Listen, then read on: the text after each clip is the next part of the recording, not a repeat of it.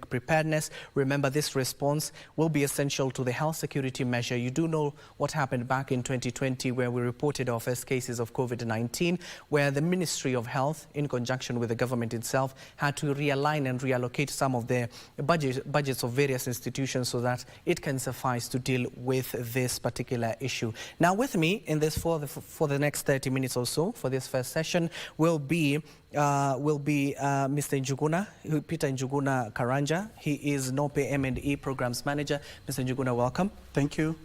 And of course, joining Mr. Njuguna will be none other than Senator Tabitha Mutinda. She is the Vice Chairperson of the Senate Finance Committee. Welcome, Vice Chair. Thank you. And of course, this ties into the conversation. Let me start with you, Mr. Njuguna. Yes. Why now are we thinking of coming up with a budgeting for the health and epidemic preparedness? Was this not in place already? You know, since COVID happened to us, we have never really looked back in terms of how we prepare our budgets in terms of response, in terms of detecting diseases, in terms of even preventing those diseases. And therefore, our call and our need for this is so that before the next pandemic happens, before the next epidemic happens, then we need to be always prepared. And a good example I will tell you is when COVID showed up, nobody had a clue of what to do. Our supplies, our stores, our value chains, everything that we had did not look like it was prepared. And this starts with the budgeting. Yes. And let me go to the Senator. Senator, you remember what happened, especially within the devolved units. They were required to come up with almost 300 beds for the ICU centers, and they were saying that there is no budgeting, there is no enough resources. They had to reallocate some of the crucial budgets they had planned for, like building of roads, hospitals and schools, such things, so that they can finance this epidemic preparedness. So will this be vital as a Senator? Let me start by saying that COVID-19 was a wake-up call for not only us as a country, but the world. A lot was learned from, and definitely, like in good leadership pertains, the least is to, keep on doing things the same way, and then, of course, the results would be the same. Yeah. Things have to be done differently. And what happened having happened, and having us as Kenyans having learned critically the hard times and everything, of course budgeting is very important, very important. This ranges even from us as individuals across to the government level, because that moment was a moment that, of course, will go down in history as one of the dark moments in this country and the world. So when it comes to budgeting, in counties have a provision under the PFM Act to be able to set aside funds for emergency, 5% funds for emergency. And I'm not only the Vice Chair of Finance and Budget in Senate, but I'm also a member of the Oversight Committee called the CPIC Committee, that then we come and oversight these funds. Truth be told, that there are some counties that have not adhered to the mandate of what we call an emergency fund. Some of these funds have been really misused. This committee is a new committee, and it's actually been looking into the previous financial years from 2019, 2020, 2021, and we've been able to see, and we have a lot of audit reports that we've seeked for forensic audit, because funds were not utilized as purposed. Especially when we talk about emergency, because then what is an emergency? In a layman language, it's what is unforeseen, but it's set, and I can tell you all 47 counties, they have that particular provision, and I mean, all of them, they have that particular fund that has been set aside. The key question is, how is the utilization of that fund? Is it utilized correctly? Up to the national government level, the fund is there. But then how do we spend that particular fund? So that's where the concern is, but the fund is actually in place. Yes. Okay, Njuguna, you can hear the funds are already in place. What is missing? Yes. The Senator is talking about utilization. Yes. Is there an act to guide not just the county governments, but the national governments as well, so that they can spend these monies prudently? In agreement with her sentiments, I agree that the PFM Act provides for emergencies, especially at the county level, and it gives step-by-step on how to approach that, including how to access those funds. And I'll give you a very good example, is that in the close of the year, we had an emergency in a place called Londiani, where we lost quite a number of lives. The Londiani Level 4 Hospital, for it to respond to that emergency, for the county itself to respond, it means they had to find the police, the fire, and the health system in place within a span of 5 hours. If you look at the process of accessing the funds, then it becomes very difficult to access these funds on real-time basis. What is missing is the option to access for funds almost at real time.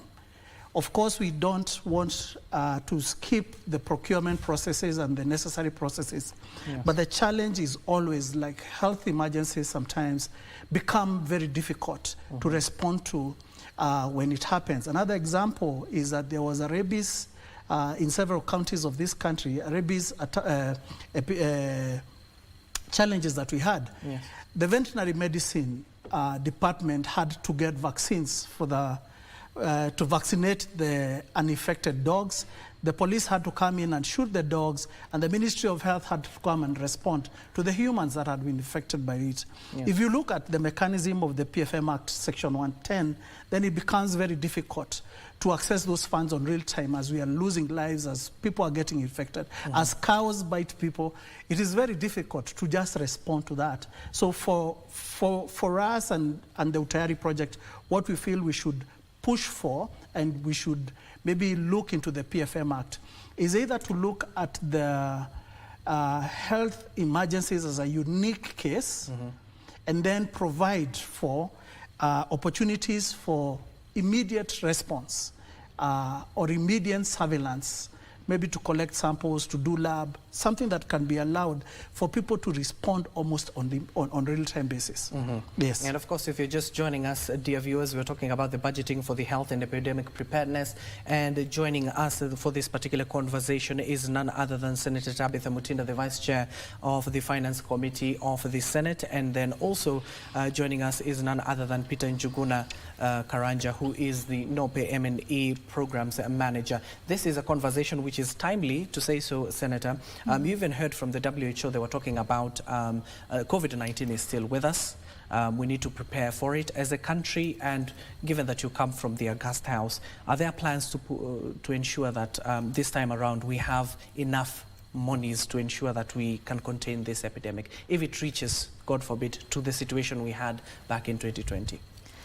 Just to point out that at the counties, we have the acts. Through the county assembly, they've been able, each county has their own act that guide them as far as the emergencies are concerned. The issue is not even so much in terms of having the funds available, because the funds are available, and that's as per guided by the act, that is in place. The challenge that we have, and I need to call a spade, the problem that we have is on the execution, is on the utilization of these particular funds. At times they're not used for what they need to be used for, and that's where the problem is. But in terms of the question of, are we prepared, have we set, have funds been set? They have been set because the law requires that to be set. That is in place, that is okay. The only challenge at times you find is now the personnel that have been given the mandate to be able to ensure that they execute the functions of an emergency fund. Remember, in the Act, as per the counties, we have the board. You know, we have also the committees that have been set within that particular emergency fund, and one of the requirements is what you just call the basic public participation, for them to conduct and get to verify, get to know how many people have been affected, what are the basic needs that are needed depending on the different pandemic issue, because different pandemic issues then require different solutions at different times. So public participation takes place to determine the different factors, of course with the help of experts, you know, and during these times I really want to appreciate Red Cross. They've really come so much aboard during emergency times and been able to offer their services, their expertise, and we've been able to have solutions. But the biggest challenge at times is the people who have been given the mandate to be able to ensure people get the help that they need at that particular time with the funds that have been set. Okay. If it's procurement issues, they need to be adhered to, and what needs to be bought should be able to benefit these particular people who have been genuinely affected by some of these issues. Okay, Senator Njuguna, I'm coming to you in just a few, but I want to take our viewers to Arboretum, where we do understand there is a briefing by the Cabinet Secretary, that is Soipan Tuya, on the 15 billion national tree growing program that is currently underway. Remember, the target is 2032. We should have planted all these trees. Let's listen in to what the CS is saying. For this program to really take off, being the inception year, because the program is running from 2023 to 2032, it's been about setting the stage, making sure we have proper strategies, because we are telling our stakeholders that anyone who is up, and you know, everybody has a place to play in this strategy. We have to think about the protection of each and every single tree that everybody sets out to plant. And protection in the form of fencing of the areas that anyone is going out to do the tree planting. We have to have a water strategy. And again, with the Ministry of Education, we have the Water for Schools strategy under the Ministry of Water, which is another very important ministry that we are going to work with, so that we think about protecting the trees, we think about the water, we have to think about the labor. And this is a discussion we have had with my counterpart today. Yes, we have the free labor of our children and other learners in the various institutions, but we also have to think about the out-of-school term season to make sure that these trees, and we are deliberately saying it's tree growing, not tree planting. So we have to think about the end-to-end on how to protect the trees. So for all our partners, all the stakeholders, and you know, today we are saying we're involving the little children. So everyone has a place to, a part to play in making this a reality. I will be going around the counties to meet with the county governors because, again, we are undertaking very vigorous fundraising initiatives with our partners. The World Bank has come through in a big way. We just recently launched the Financing Locally Led Climate Action Program, which is funding coming through the counties, again, to support the National Ecosystem Restoration Plan, as well as climate action across the country. And I will therefore be engaging with governors on a one-on-one starting this afternoon to make sure that in each county we are going to have a flagship ecosystem that we start with, where we can show for what the World Bank funding is going to. And any subsequent funding that comes will be about upscaling. Well, that's CS Soipan Tuya addressing the members of the Fourth Estate on the progress on the 15 billion. She's calling it not tree growing, but tree planting of the 15 billion target, which is supposed to hit at 2032. As you can see, she is flanked by her education counterpart, that is Ezekiel Machogu. They want to capitalize on this April holiday where the students are at home so that they can plant those trees. Now, our conversation this morning, if you're just joining us, we're focusing on the budgeting for the health and epidemic preparedness and the generally status of the health care itself. You do know that today it is day 20 of the strike of the healthcare workers who are currently meeting at Arafware grounds along Gong Road and will be taking there any moment from now. I want to go to Mr. Njuguna. Mr. Njuguna, now couple it with the current situation that we have. WHO has said that we still have COVID-19. We have new variants of it. Now we have a doctor strike in the country. Not just a doctor strike, but clinical officers have also started their strike on Monday. Is this recipe for chaos? It's a very bad situation to be in, especially taking that medical field requires constant work to be done. For example, if you look at how they respond to small illnesses, emergencies, all those things that they respond to, nobody's attending to those. We have always had a challenge with the workforce, especially the medical doctors are always few. And right now, as we speak, about 4,000 are on strike. Yeah. So you know the gap they have left.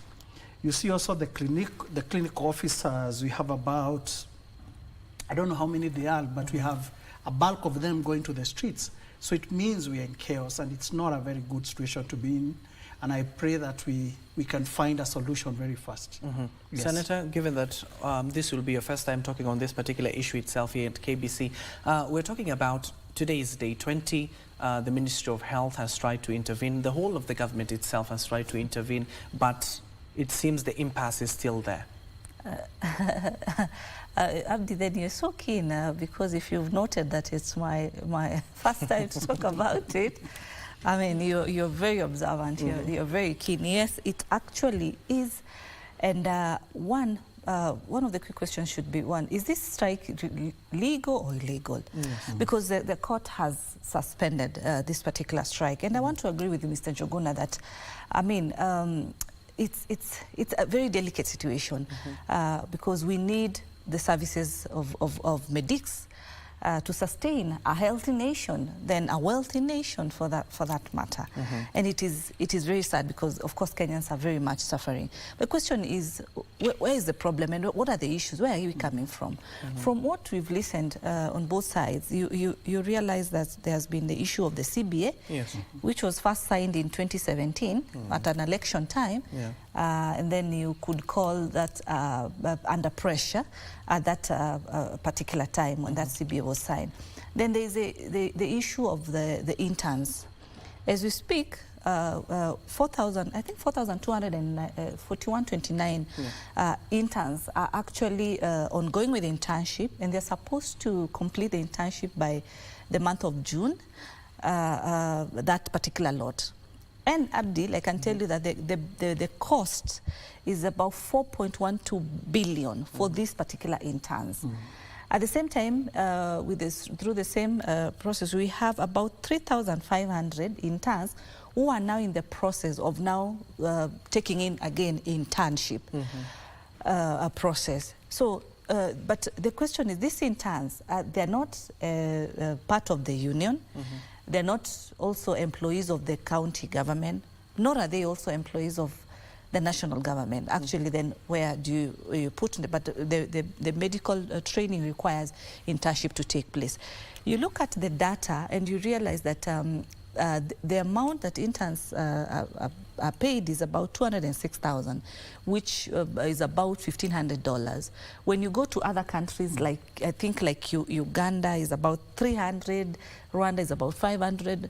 I think there's also 450 in Tanzania or something. And you realize Kenya, the cost is very high. We have also interns, the legal team, legal council, they are paid about 80,000. So the issue is that this cost is very high, especially at this particular time that we are in, with the cost of living and the way the budgets are. The cost is very high. But what is key is the room for the national approach dialogue that we witnessed. I think it was there last week where hopes came in, the minister was on board, the leadership of the head of public service. There's also the leadership of the medics, the SG. They were all on this discussion. So the government has done a step. They've come in, they've enhanced negotiation, and there is no government that can move without discussions being put in place. Look at where we are coming from, even with Nadco report.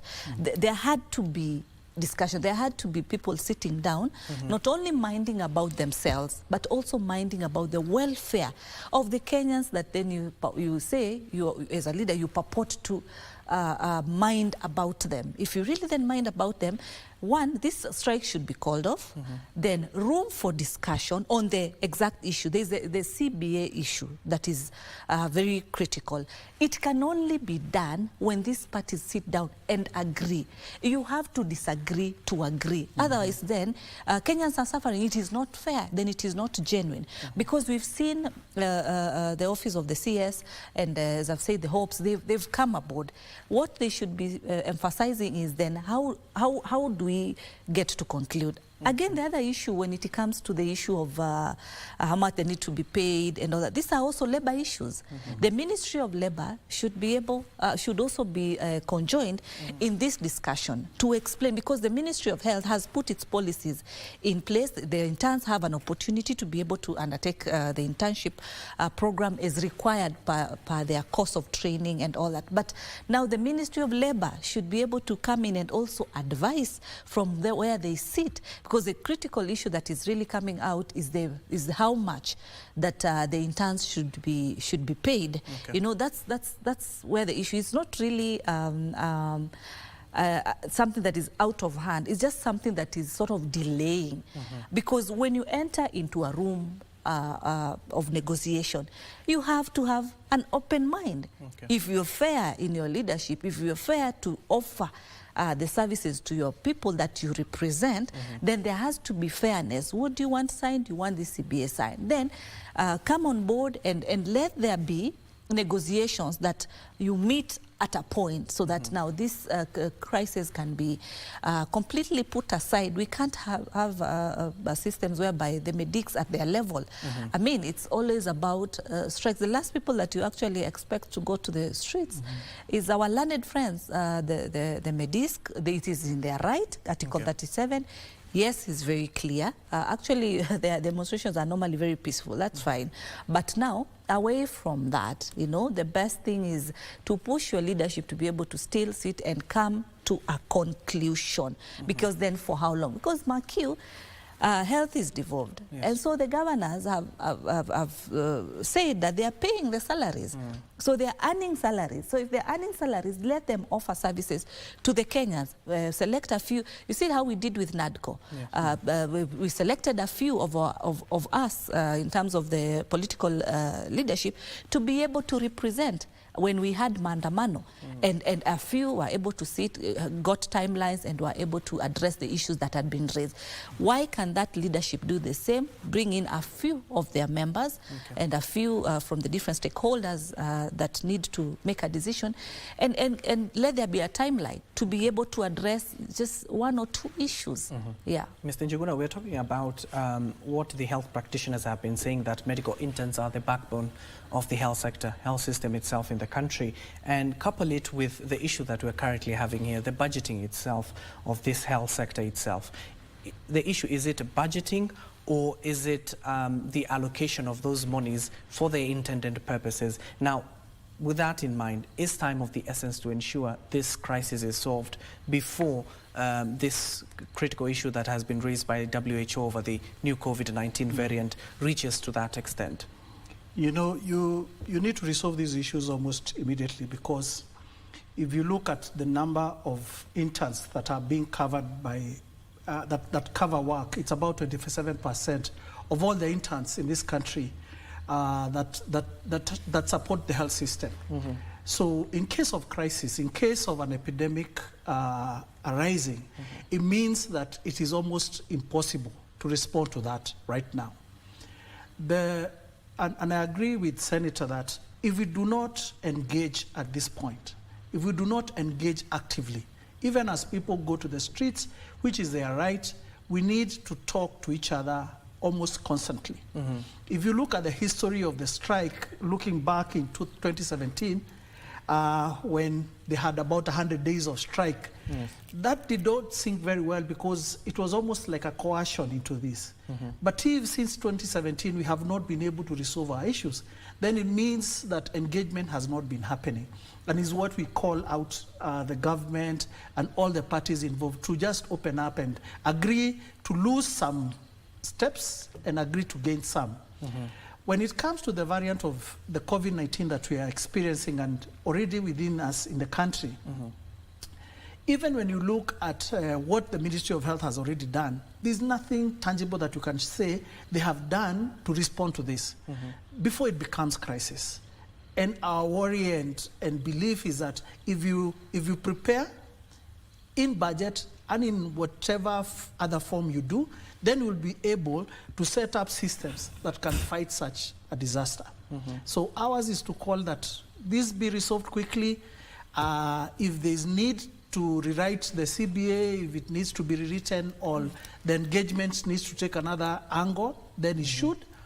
We should get people to work almost immediately, because the health system is feeling the weight of this strike. So my belief is that this is not the best time to have such a crisis. It's not the best time to have that variant of COVID. But I believe there is hope in this country, because since 2017 we've been solving some of these crises. Yes. And of course, if we're reaching the 30th minute mark, I want to take first of all the Senator's final remarks on this issue, and we head over to Mr. Njuguna. Let me start with you, Senator, on this doctor strike as well as the budgeting for the health and epidemic preparedness. Your last remark on this issue. Yeah, I want to say that the ministry is reviewing the internship policy so that it can be able to align with the WHO recommendations. And also the COG, the ministry and the KMPDU are also currently negotiating on the CBA. So I think what we are saying as leaders and also as Kenyans is that the leadership of KMPDU should just select a few of their leaders to be able to sit with the leadership of COG and the ministry, so that they can be able to iron out and fasten the CBA, and also allow for an alignment of the interns' remunerations and policies to align to the WHO, and also give timelines. There's nothing that, I mean, you wake up and everything just realigns. There had to be a reason why some of these changes took place. So it is in that regard that time needs to be sought, time needs to be given. And this is a government of dialogue. This is a government of discussion, so that you solve issues once and for all. Remember, we are coming from a point as a country, we used to have all the time teachers going on strike, you know, each and every, after a few months before schools reopen, strike. But from where we sit, agreements were done, and we don't see that. So this is something that should be long-term and close, looking at what, as a coalition, Kenya Kwanza, we have as far as the health issue is concerned. Look at where we're coming with the shift. So the benefit of all this is for that particular mwananchi. So it's not what we would want to see reoccurring, whereby people are not able to get services, yet doctors are still being paid by the county government. Okay, Mr. Njuguna, your final remarks on this? Yes, is that, again, agreeing with the Senator, is that Kenya has come a long way in terms of enacting laws that are supporting strengthening health system, and especially epidemic preparedness. If you look at the National Public Health Institute, which was established last year but one, is there to provide for how the country should be prepared. We are coming around for the budget making processes. So I also ask Senator, when she goes to Parliament, when she sees issues around epidemic preparedness, and I know we'll also continue to engage with them, is that they should allow for more budgeting, especially allocating money for health. It is a very important sector. I know it's not the only important sector, but you begin with being alive before you go anywhere else, before you go to education, before you're being transported, and that's where. Lastly, is that as a national organization of peer educators, we are committed to supporting the Ministry of Health and the country in supporting preparedness and response in these matters. And thank you so much for having me. Thank you so much. That is Mr. Peter Njuguna Karanja. He is NOPE's M&E Programs Manager. We were talking about the budgeting of the health and epidemic preparedness and a little bit of status of the healthcare itself, coupled with the ongoing national strike of the doctors and clinical officers that has entered day 20, but for the clinical officers, it is the second day. We do know that they are meeting at the Arufware grounds along Gong Road and once we get a hold of that particular feed, we'll be crossing over there live. And of course, we'll be keeping Senator here. We're going to talk about the Nadco report itself. We are talking about the Nadco itself. I'm being informed currently, the reason why I'm keeping quiet, I'm being informed we need to take you back to Arboretum, given that we heard from CS Soipantuya, but I do understand her counterpart, which is the Education Cabinet Secretary Ezekiel Machogu, is also present. She was talking about the 15 billion National Tree Planting Day. Let's get to hear from Dr. Belio Kipsang. I can see him speaking. Like us in their cooking. Nairobi School has already done what we are calling steam cooking, and that one we shall welcome you very soon for you to see how the steam cooking is working and how it will assist us in one, saving on energy and reducing on use of firewood, and eventually eliminating totally the use of firewood. So those two projects on gas and steam energy are already running. The one of Nairobi School is already working, because we wanted to set out one that we shall be using as a standard so that all our schools will be able to work on the same standard. The solar energy project is also ongoing, and we are working, as already mentioned, with Ministry of Energy to ensure that we maintain the right standards and safety in our schools. Thank you very much. Kenya Forest Service? Thank you very much, Madam CS. We in Kenya Forest Service, we have the capacity to provide the necessary technical support to all institutions that are available, that will require to raise seedlings in tree nurseries and even to grow seedlings, to grow trees. So we have the capacity. We have forest officers, professional, technical, and forest rangers. In fact, our board has approved through the support of the ministry that even forest rangers, apart from doing forest protection activities, they have also been trained to raise seedlings and also to plant and grow trees. So we have adequate capacity in terms of technical know-how and in terms of extension, in terms of reaching out, and also in terms of providing any necessary backup for any institution or any person that will require to be given the necessary support. Thank you very much. Thank you, Madam CS and CS Machogu. I want to inform. My name is Dr. Jane Juguna, the Acting Director, Kenya Forestry Research Institute. I'm commonly known as a tree doctor. As a tree doctor, I want to speak to the issue of dodder. Dodder is, for those who are not familiar, is what we would call spaghetti, usually yellow to pale purple. It is in various species. As an institution, we have undertaken research on how to manage or control dodder.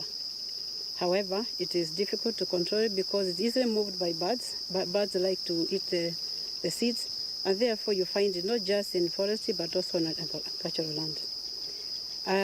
We have done our research, and we have a fact sheet that we have developed. Is on our KEFRI website. For those who are interested, just log in to KEFRI website. You'll find a fact sheet on how to control dodder. We undertook a research of almost 2 years at Michuki Park to explore the possibilities of controlling it with the chemicals. But however, you know the dangerous effects of the chemicals.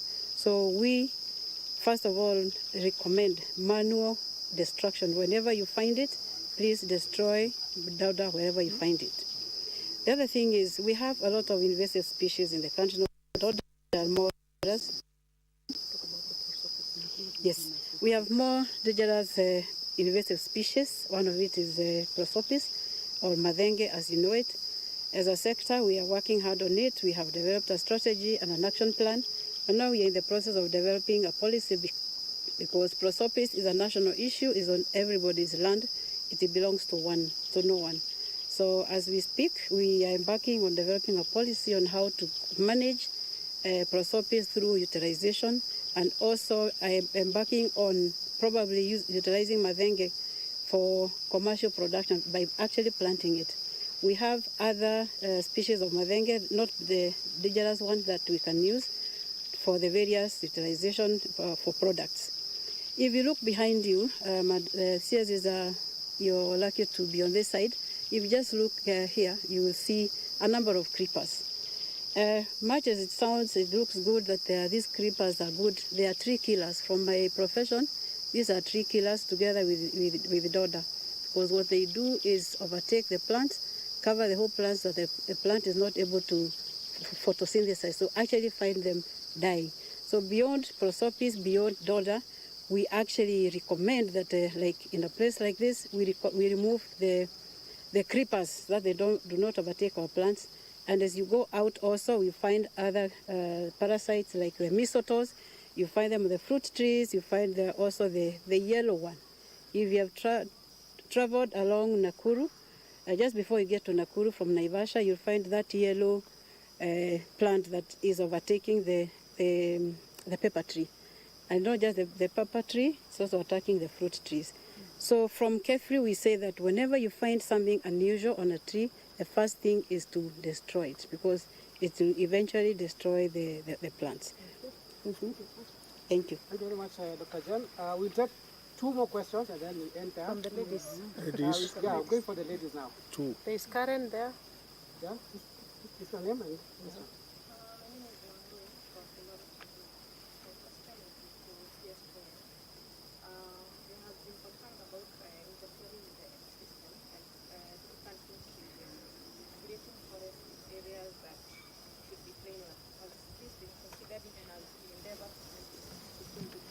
Okay, question is taken.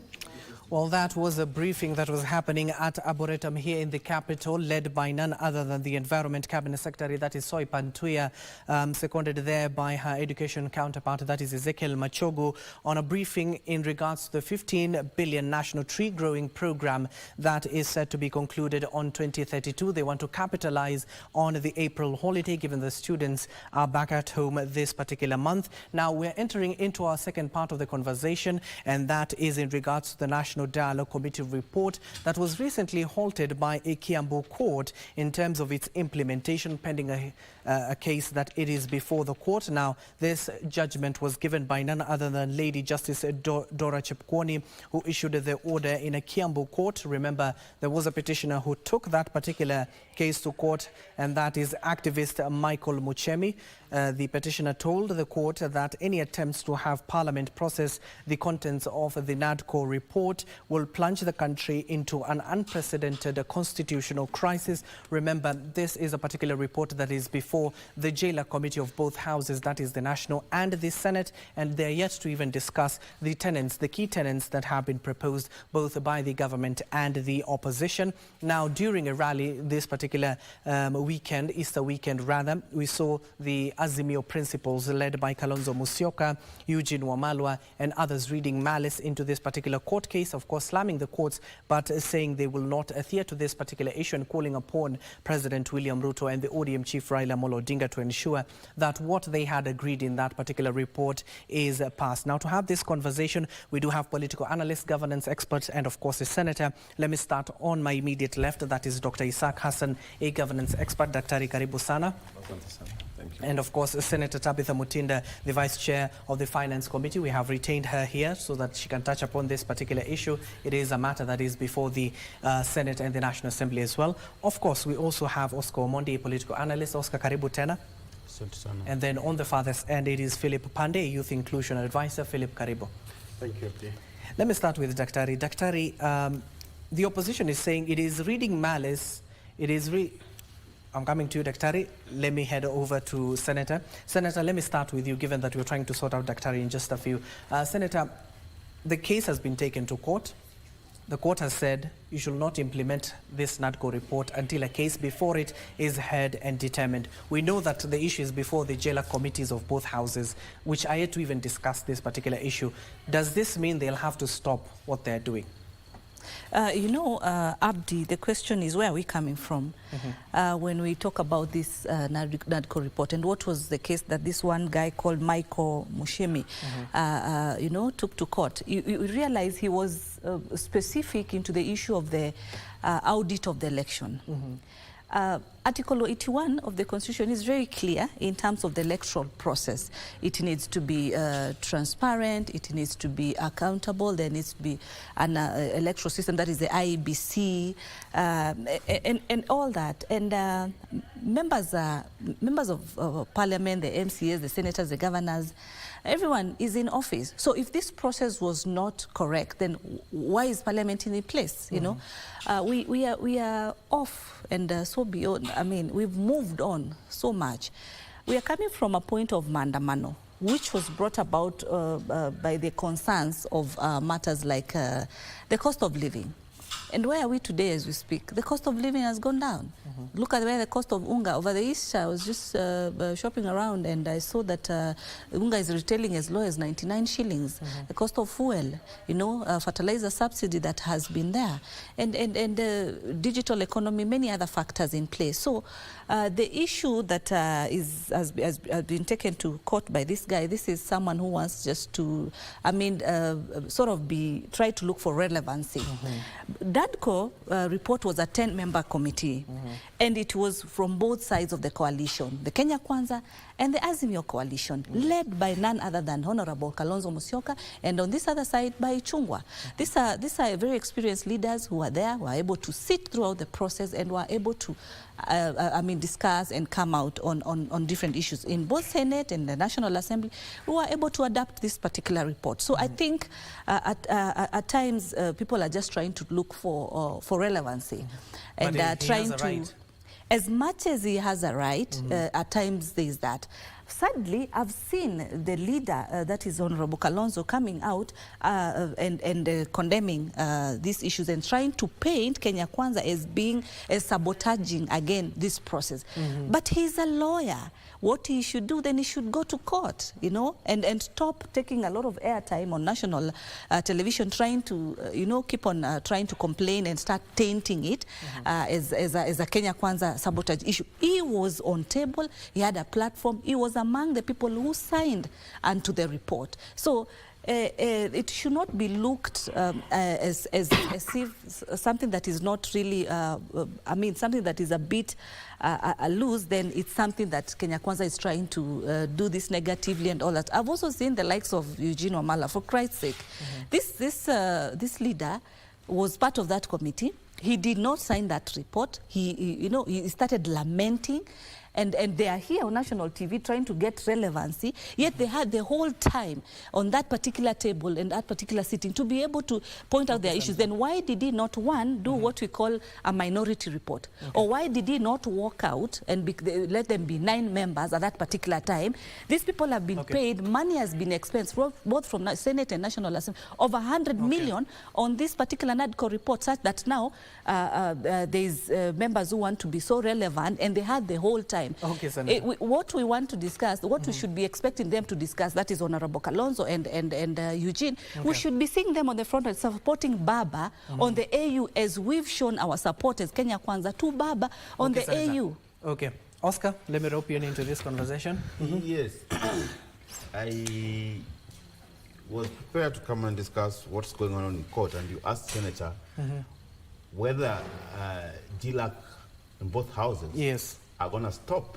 She didn't really respond to that position, because that is what we really need to know, that because the fact is this thing is in court. The court has halted the process. What happens in Parliament, and that is the main point. Anyway, as I discussed here with your co-guy last week, is that the Nadco report has no political goodwill at this particular time. Just from what the Senator is really discussing, that the CEO of the country himself, he's never said anything about the Nadco report. He said. The president had a voice. The president supported the report itself. ODM leader Raila Odinga, the president, said they support the document as is. Yes. Endorsing the document, just supporting the document. Yes. We need some demonstration that actually this is what is there. But what the Senator is saying is that the main point of the report was things like cost of living. In fact, Honorable Eugene Wamalwa didn't sign the report, and what is his excuse? That it didn't address the cost of living. Senator here is saying that as we speak now, the dynamics have changed. the most important things that why we got here, the mandamanos are no longer there. And the center is driving that now, let's focus on the AU. It's because they're saying that it is not important anymore at the moment. The issue is that when we have those issues that were there in the report, I've gone through even the bills that were prepared for Parliament.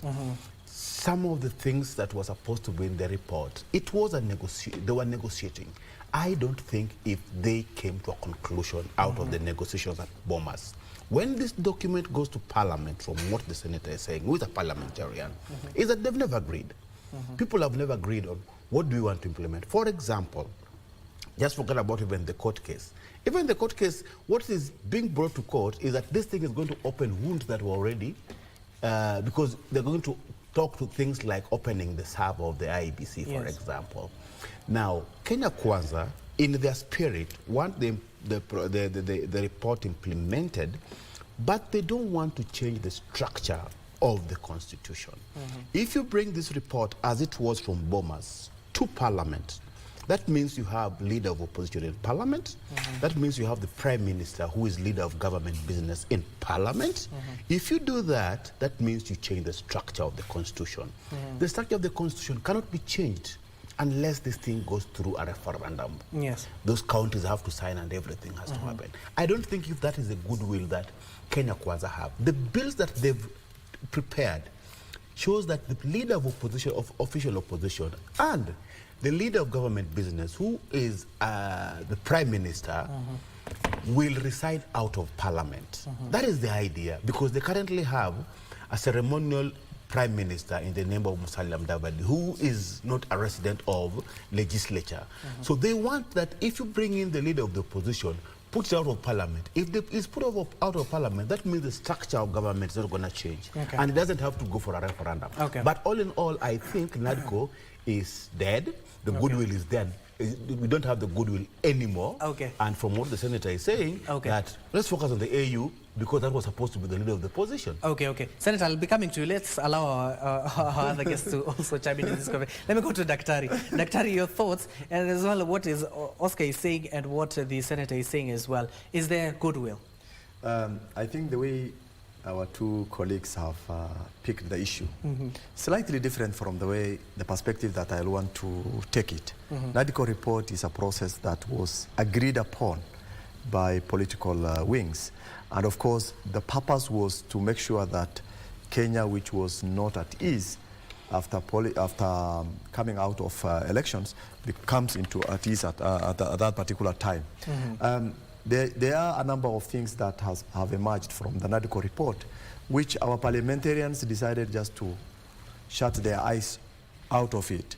But a goodwill Kenyan has identified something which is very critical that is likely to cause another crisis, which is, he says he did not brush off all the Nadco report. What he said was that, he said in the Nadco report, the issue of auditing the server for 2022 election has no constitutional backing. Because the constitutional backing, what we are talking about is, according to our constitution, the Supreme Court or other courts decides on political election disputes. And now that that is not the case, and we are trying to find another arena to address that issue, then it means then we are trying to put aside the constitutional guide and go into a report that is, that came as a result of political engagement. And therefore, I think the point that we need to take home is that we must also now consciously understand what is in the Nadco report, the implication of those reports' action points as we implement it, but the content of the Nadco report in the other 5 indicators, I mean 5 points that they reported, I think those are very significant in terms of bringing the country to, together.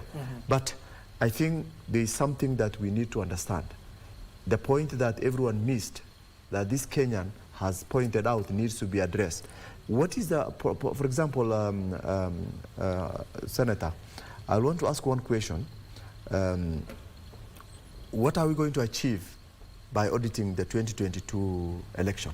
Will it going to change the current electoral leadership? Will it going to contribute to anything that will going to change the landscape of our election process? What is it exactly? Audit means what has happened is what we are trying to look at it. So as soon as we see that, we must know that the outcome should be of beneficial to 2027 election, and it should be beneficial to the current system. So are we trying to say that if the court finds, or rather if the audit finds that the election was had a lot of malpractice, we again call for another election and dissolve all your seats, which is not likely to happen, because Kenyans are not, that's not where we want to go. We want these 5 years to be completed. We plan ourselves and strategize for 2027 and make sure that Kenyans are served. We don't want to subject this country into another political and election menace. So I think mine is to say that I think there is something that is logically being pointed out by this Kenyan who has gone to court. Our parliamentarians should be sober now and look at it again and say, what is the implication after having that evidence, you know, after having that activity completed within the process of Nadco report. Okay. Philip? Many thanks, Abdi. I would want to begin by saying that the ultimate measure of a democracy is the application of the rule of law. And in this process, what we're experiencing is the ability of our courts, the ability of our judicial system, and the ability of our citizens to navigate the path of the understanding, the interpretation of the law, and its application. The Nadco report, as we have always said from the beginning, was going to take the BBI route. And I would dare say that it would still take the BBI route so long as the two parties, and that's basically the presidency and the opposition, are in agreement that we want to go this journey and walk it to the end. I'm saying so because the Nadco report is a political document put together by politicians, by two warring parties. Now, the difference between this document and or this process and the BBI process is that the BBI court cases came pretty later in the stage and basically challenging the position of the president to propose a popular initiative. And then at the tail end, it collapsed. Now, the advantage that this process in the Nadco is taking is that most of the court cases, like the one that we're discussing today, is coming up pretty early in the stage. And it would take a route of helping lose some of the burdens or some of the baggages within the process. And having learned from the previous BBI process, if the president and the opposition leader still agree that they're going to proceed with the Nadco report, it will see the light of the day. And I would say some of the issues that will be dropped, as we've seen in the process, Eugene Wamalwa has held the position that the cost of living has not been effectively addressed in the document. In the process, the cost of living will exit the Nadco report. A Kenyan has gone to court challenging the constitutionality of discussing the issue of audit of the server. We will realize that it's actually not constitutional, but it's political. And so if we agree that it's not constitutional and we want to get a lighter way to proceeding, then they will drop the issue of the audit. And so ultimately we'll end up with a few issues. One will be the creation of the official opposition leader and embedment in the constitution. The second one would be the creation of the position of the prime minister in our electoral system. The third one would be the gender issue. The fourth would be the issue of national government CDF. But as a person that is so keen on youth inclusion matters, my worry from the beginning, from the onset of the Nadco, even in the composition of the teams from the president's side and from the opposition leader side, the youth issue was absolutely neglected, was not taken into effect, because the other argument was when we had the conflict between the opposition side and the government side, the people that were on the front line, the people that faced the bullet, the people that were killed and maimed in the process were young people, primarily. Okay. But then we've effectively forgotten those issues pretty fast. We've maximized our debate on the gender lens. We've maximized our issue on inclusivity, but inclusivity for the big political bigwigs in this country, without paying attention to the people that really matter. So my argument would be, because we're going to proceed with a political process, and because we are going to drop rather a majority of those issues and remain with those that would fit into a referendum bill, let us remember the issue and the position of youth inclusion in this process. Okay. And of course, both committees of the JLAC clearly stated they have two options, either the parliamentary route or the referendum itself. As I come to you, Senator, we're talking about both leaders have already supported the report. There is goodwill. Where did it change? And thank you, Abdi, for emphasizing that. Because when I listened to my good brother, Oscar, when he said that the two leaders are not having goodwill, I mean, they've spoken. We had our PG last month in Naivasha, and our party leader, the president, came out and said publicly that he's going to support Nadco. We've seen Honorable Raila also coming and saying he's going to support. They've all embraced this particular report. And also, on the first earlier question that you had asked about the JLAC committees, both in National Assembly and in the Senate, in terms of still progressing, Parliament is an independent body, and we are still going to continue with our mandate. Nothing stops us. But now, narrowing it to what this gentleman Michael had highlighted and brought in terms of the audit of the last general elections. Remember, we had a court process that took place, that the opposition went to court. The courts were able to, give them time and listened to the case, and they were able to do their ruling. So it is very simple, because this matter has been addressed by the same court. And that's why the other key issues, which one of the key issues from where I sit as a woman legislator, is on the issue of the two-third gender rule.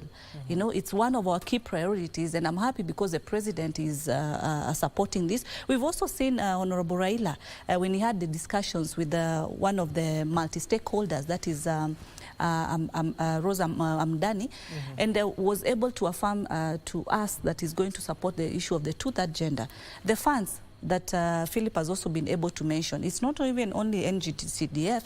We also have NGAF, and we also have the Oversight Fund of the Senate, the office, of course, of the opposition leader. The other critical issue in this report is the issue of the IBC. Today, as we speak as a country, it's sad because we have constituencies that are not being represented today in Parliament, and they deserve, like any other Kenyans, to have equal representation as mandated. But because of the lack of the issue of the formation of the IBC, then it forms a challenge. In a nutshell, when I talked about focusing of the AU chairmanship, you've seen the positive goodwill that we've offered to the opposition leader by the president, Honorable Musalia Mudavadi, coming out and being able to lobby for them. And it's a polite communication that Kenyans have moved on. Kenyans are away from the issues of wanting to be taken back to Mandamano. I listened to my good leaders here, and when we were talking about, we are going to go back to the streets. Kenya Kwanza wants to sabotage. It cannot be a nation of leaders, of, being crybabies all the time, yet they had a platform. People want now to, it's actually a rainy season, we thank God for it. We want to deal with the issue of cartels who are dealing with fake fertilizers in this country, who are trying to sabotage our manifesto, our focus on food security. Those are the issues we want to deal with. Raila has been supported by Kenya Kwanza. We've moved on, We want to deal with the real issues. Yes, that affect Kenyans Senator, directly. Given that it's already 11, the debate is getting heated, but we'll be back with that particular rebuttal. Don't worry, Oscar, Philip, as well as Daktari, you'll have your chance. We need to take a short breather. When we come back, we're talking about this Nadco report. You can also chime in into the conversation via social media platforms at KBC Channel 1 and at Abdiaziz Hashim 1. Don't go too far.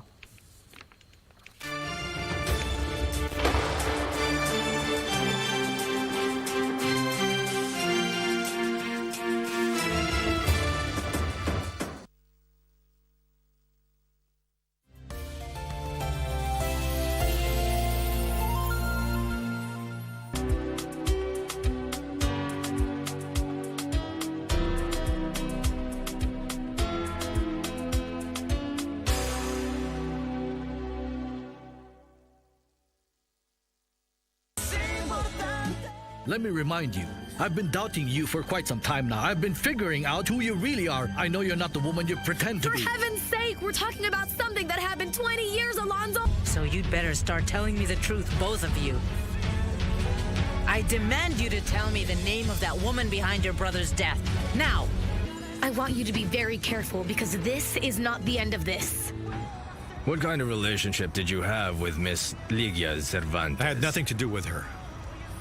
Then tell me exactly why your name and signature are on the rental agreement of the victim's apartment.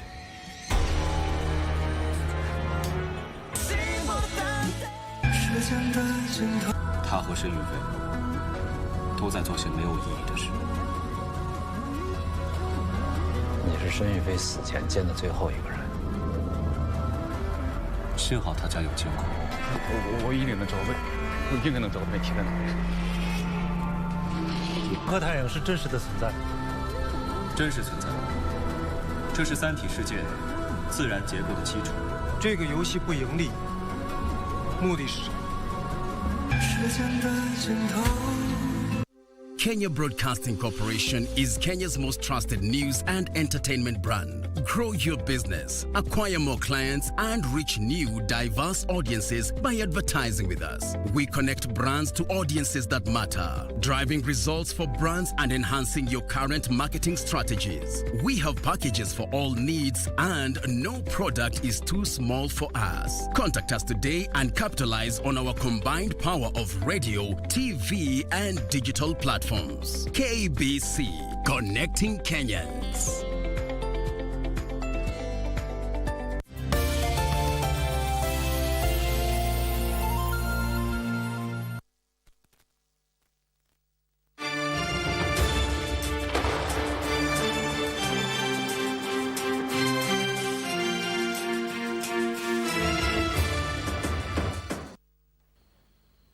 Welcome back and thank you for staying with us. We're discussing the unfolding incidences that we saw in the courts this early in the Easter weekend in terms of the Nadco report being halted after an activist named by Michael Mushemi took to the courts the Nadco report, saying its implementation could plunge the country into a crisis. Where are we with this particular report? We already have our guests here. Let me get to introduce them once more. Dr. Isaac Hassan, a governance expert. We also have Oscar Omondi, a political analyst. Senator Tabitha Mutinda, the Vice Chair of the Finance Committee of the Senate.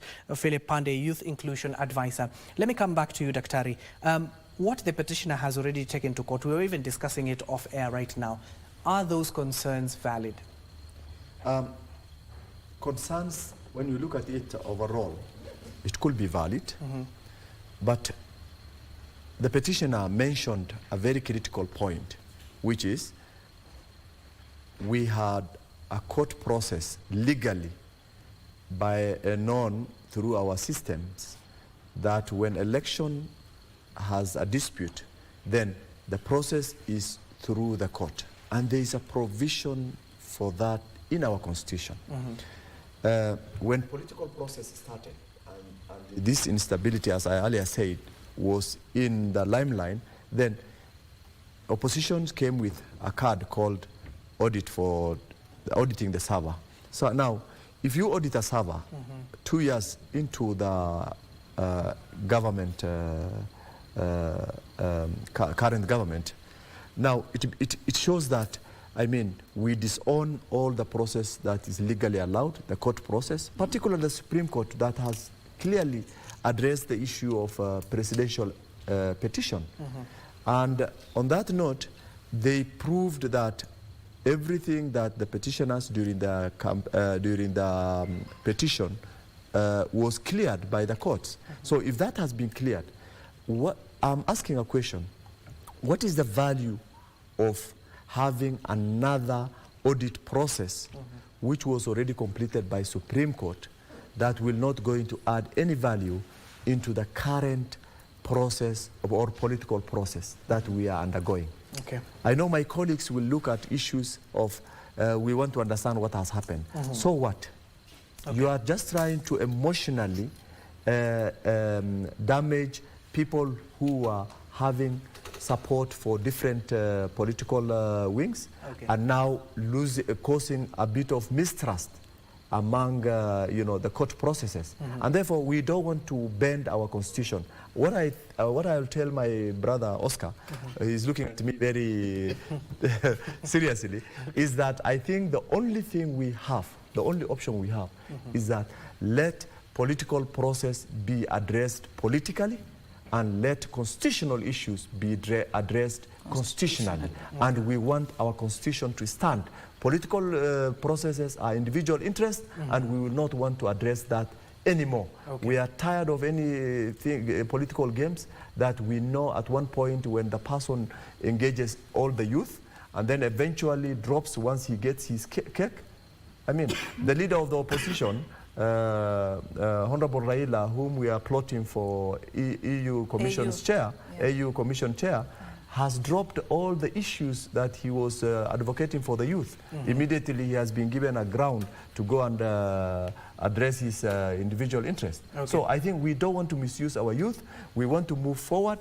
Let's focus on our constitution and let's do what is constitutionally constitutional. Okay, Oscar?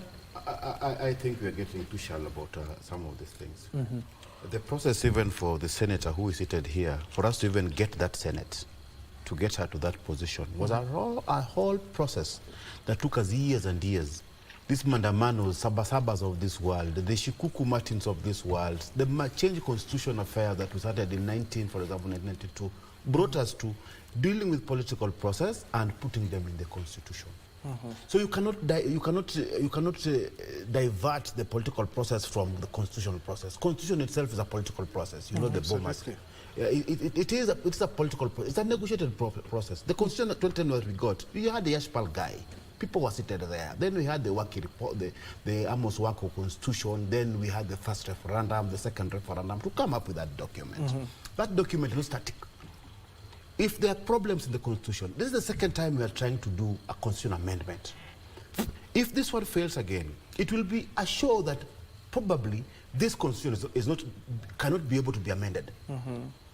We had the BBI process. There were very good things in the BBI and very awkward things in the BBI. But the politics of the day, again, overran all those ideas. These things like 2/3 gender parity in Parliament that the Senator is talking about today, they were in the BBI document. The BBI document was a robust document. You know very well that even for us to get a new constitution, it was too much compromise process. Even by the time BBI goes for publishing, it was so much compromise. It was not this radical document that we started making with the BBI process. At the end of the day, the court stopped it. The courts, according to me, the courts were not supposed to trash the whole BBI. The courts were supposed to maybe select a few issues, like what Philip is saying, that probably we should look at this. I think... let him finish. No, let him finish. Let him finish, Dr. You will correct him. No. You will correct him. I'll give you an opportunity. I think we need to be very particular about these issues. For example, the Senator is talking about that the gender issue should be passed. He's talking about the youth issue. There are very many issues that are bundled up in this document. For example, you know about the IBC. We don't have a commission. It is also inside this BBI, this document. If we trash the whole thing, they say throwing the water with the baby. It is not a good idea. The thing that the IBC should be audited, the idea behind auditing it was not really to remove the entire system in public. But we need to know, maybe just for academic issues, what went wrong, what has been going wrong, so that it informs continuous conversation that we The Constitution even itself, Daktari, it is not cast in stone. If we have a Constitution that we cannot amend, we cannot change, then we are in a problem. Okay. Daktari, just a minute. Let's take it to Philip, and then I'm coming back to you. I just want to... Actually, also need to respond to him. So before he responds, and also respond respond to what Oscar is saying. It is a political process. The reason as why it has been taken to Parliament, it needs constitutional backing. So as much as it is a political process, that is why it had to be taken to Parliament. Abdi, I still take this point, that the court process that has started now through the Michael's petition is such a huge eye-opener in the process of the Nadco report implementation. This is why. BBI stopped at the tail end.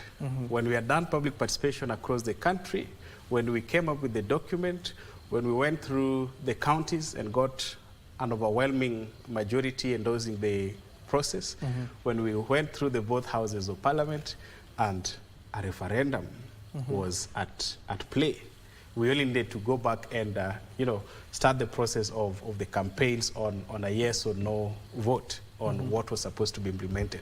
And then it halted.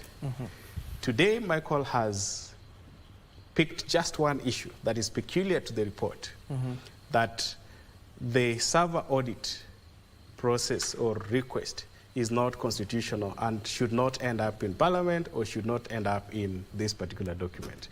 And I would say a big thank you to him, because what he's making in the process is to make the implementation of this report lighter.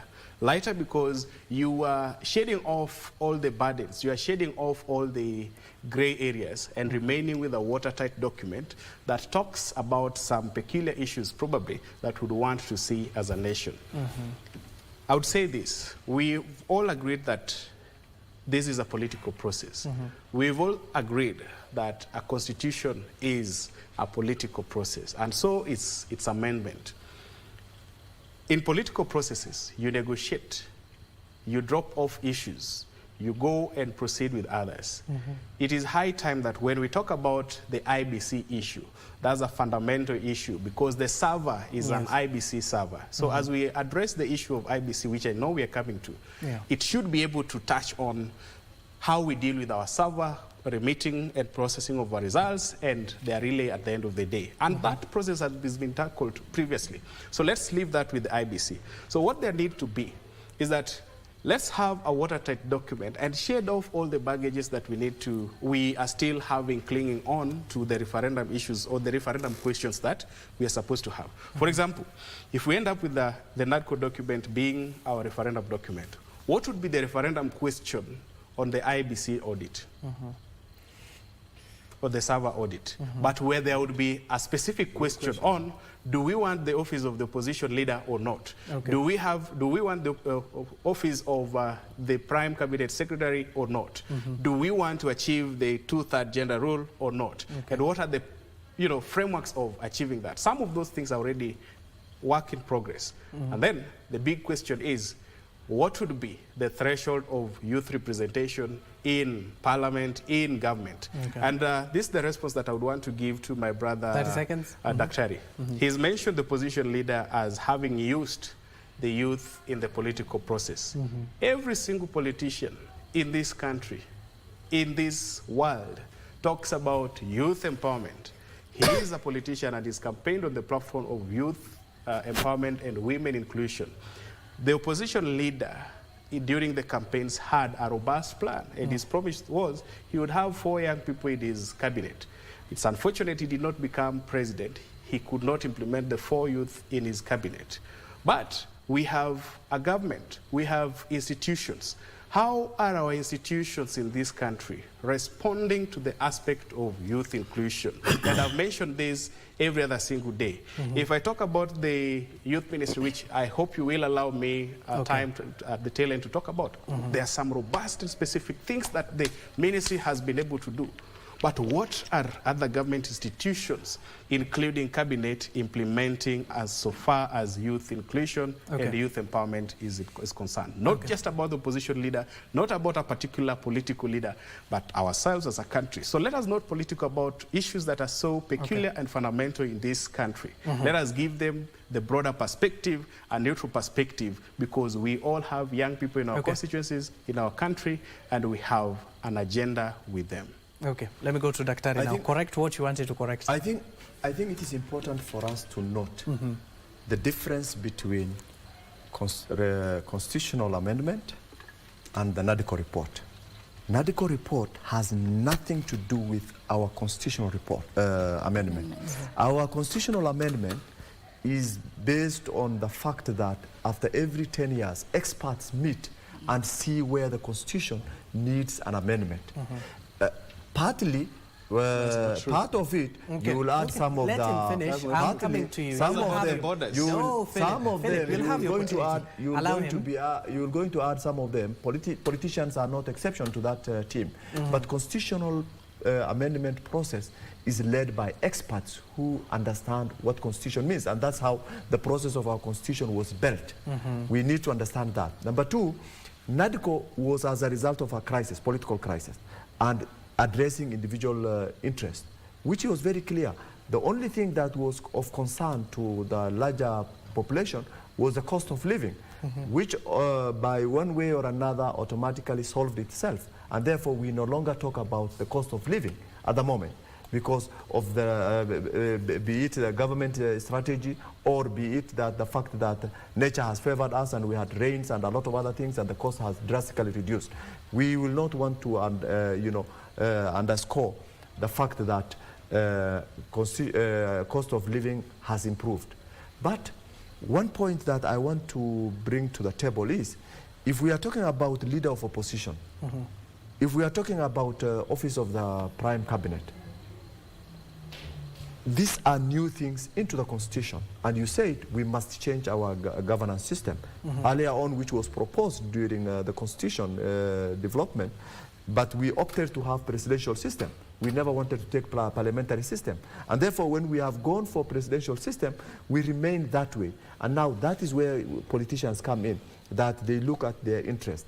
But all other factors we are talking about, including gender, youth issues, these are things which are already in the Constitution, and we expect our parliamentarians to develop the necessary laws to make sure that it is implemented and we know how best it will going to be operationalized. But this is not something new that we are coming up with. So the new thing we are coming up are the two offices. And the things that which took us to the street was cost of living. And election processes are not something that we can always talk about. It's always a reaction. We all reacted when we lost our seats.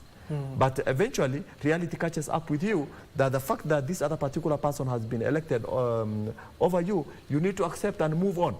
We are not accepting to move on. And if we don't accept to move on, we'll keep on changing the Constitution, we'll keep on attacking IEBC, and we'll keep on staying in constitutional crisis where we are currently.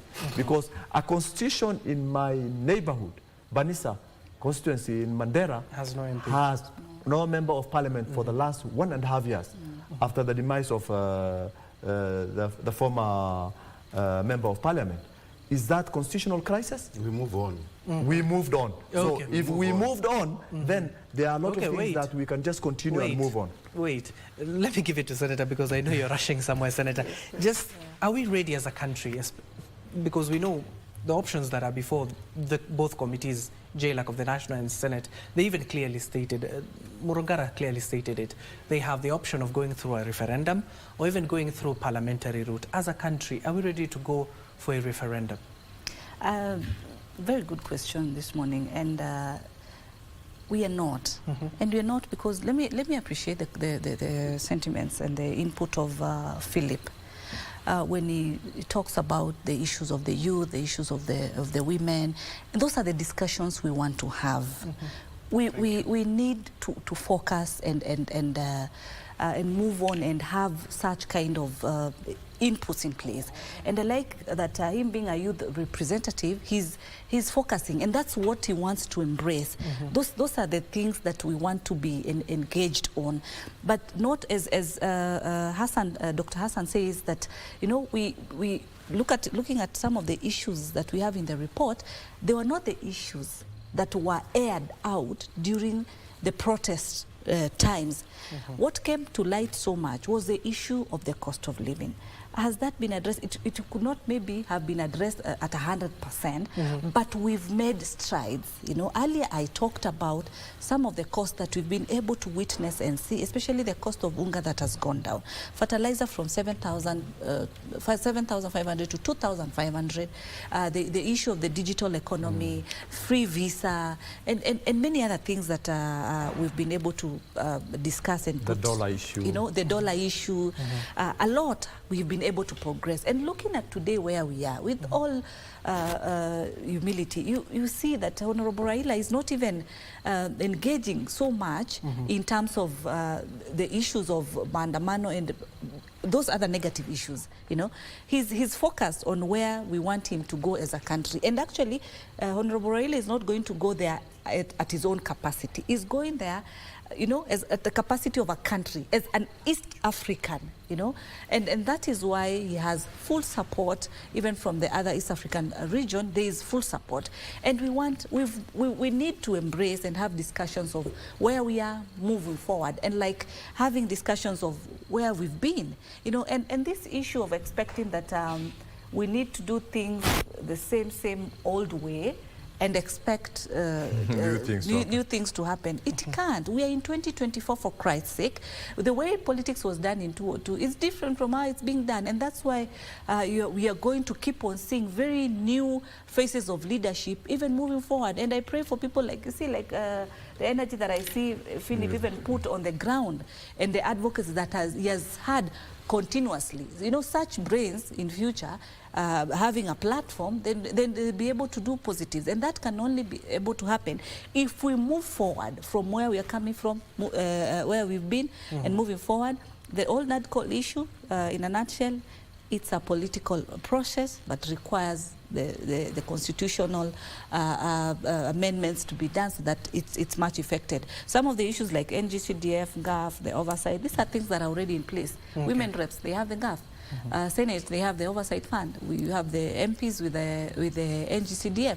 It's been there. So there are only two that issue is not new in this country. It's been there. It's only that as we speak, it's not, you know, constitutional, but there is room for that particular discussion. So we cannot just narrow this thing into issues of audit and make it look like the country is a stalemate. We are accepting a move on. And look at this young generation, including myself, who are in this particular parliament, the energy that we have, the extra energy. As I told you in the morning, I always wake up very early. Like today I woke up at 4:30 to prepare to start with my morning show at KTN. And I'm here, and the reason I have to leave early because I have other engagements. We could be on recess, but we never relax because we have committees that are ongoing. We are working, and the beauty is that with the extra energies that we have, I'm not saying they're all, with all due respect, that they slag behind, but I'm just trying to appreciate that more young people need to be given an opportunity, need to come, and we should desist from these things of, if it was not for this that have happened, where would you have been? Where, you know, is it that we are trying to not appreciate the processes that have been there? They have been there, they've taken place. That is why we are Oscar. That's where we have the seats that we have today, and we need more seats for the youth, and we need to appreciate that we cannot be all the time trying to weaken and not appreciate the processes that are there. If, as a government, we are supporting, and I keep on repeating that, if we as a government, we are supporting the AU position for Kenya, a Kenyan leader, an experienced leader, that is where the talks should be. And I'm seeing right now, you realize, I've seen the opposition, the ODM, are trying to look into succession issues. They've appreciated. They are moving forward. They are not ranting and saying, "Oh, Baba, you should not go. You should be here." It's good because it's opening doors for the other people that he has been able to mentor and take up that leadership. And we progress and move on and look at that leadership from an international level, and like just having the same status quo. These things of people wanting to sit and things just operating the same way they've operated years, even before people were born, and we're just there. We are tired. We need new things with much vibrancy. Thank you, Abdi. Thank you so much for coming in today. And of course, we need to let Senator go because we do understand President William Ruto is currently chairing a National Steering Committee meeting. The talks is focusing on the grassroots election, and that is where we want to go and couple it with what will happen to the Independent Electoral Boundaries Commission, which is the IBC that is yet to be fully constituted. We're talking about the issues of by-elections. There are various court orders that have been issued that IBC needs to implement, yet they do not have commissioners in place. Not forgetting, we also have the panel that was selected by President William Ruto to look for those commissioners. They are yet to shortlist and interview the commissioners who will be leading the commission into this particular exercise. But a very critical issue that also will be touching on is the boundaries delimitation, which ought to have done by the end of this particular month, couple it with April. That is the issue that many of these constituencies are fearing, that they will lose pieces of their lands or pieces of their constituencies if the boundaries delimitation ought not to be done at the correct moment. As I told you also, the Orange Democratic Movement leader, that is Raila Amolo Odinga, is also today expected to chair a party's Central Committee meeting to deal with the uncertainty of the grassroots election. Remember, both UDA and the ODM have been carrying out grassroots sensitization ahead of this particular day. UDA, we do understand from this particular meeting, if things ought to remain, if the status quo remains, they had slated 12th, 19th and 26th of April 2024 to carry out their grassroots election. ODM is set to announce theirs, but it is this month where they will be carrying out their grassroots election. Now, first of all, before we even go to the grassroots election, I want to go to Oscar. Oscar, we are talking about the Independent Electoral and Boundaries Commission, IBC. This is the month for those grassroots elections for both of these parties. They normally seek services of IBC because issues of mistrust and transparency. With IBC not yet fully constituted, where do these parties go? Okay, one thing I think these elections, there have been elections that have been happening that have been assisted by IBC all along. LSK did the elections last month, and it was done by IBC. I think the Secretariat, even without the commission. I think IBC main mandate is to conduct national election for electing the president, MCAs, and all this. When they conduct elections to help other entities like LSK or ODM and all these parties, they are only assisting. It is not their full mandate. So these ones, I think, can be done by the Secretariat, the same way the LSK elections were done by the Secretariat. I'm not very sure if that is the position, but the fact that they did for LSK last time, and anybody who is invited, for example, if KBC SACCO wants to do their elections at KBC, then they can invite the IBC, and even schools, when schools are electing presidents in schools or colleges, they invite the IBC to assist because that is the electoral body, but it is not their mandate. So it is something that they can still do. Otherwise, I don't really think, because I know these political parties, they wouldn't want IBC to be in their elections. One, because IBC is seen as the national election body. These elections are done by members of the public, members of the party.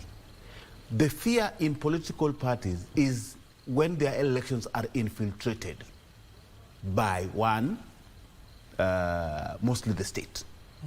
Yes, when NSIS, they imagine, and all this, and other parties, for example, when UDA members participate in ODM elections, or ODM members participate in UDA elections, you know very well that the parties are not as well structured. We've not developed strong parties of ideologies.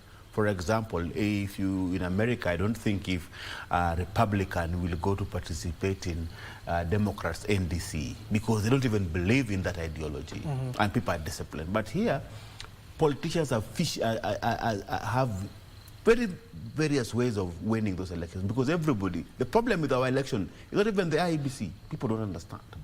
If you're appointed to be an RO of IBC, your main problem is that the people who are contesting, all of them want to win unfairly. Imagine if you are an RO in a constituency like Banessa, where he talks about, and then everybody in that election wants to win unfairly. You know, they give you a big problem as a returning officer. If those candidates themselves want to win fairly, it makes you just a referee. But everybody is playing in the wrong way. Secondly, the postponement of UDA elections. Why were they postponed? One thing I remember, the last time they had a meeting at Bomas, the president said that we are in office as interim. Sisi wote atoka, hata Gachagua huyo amekaa hapa.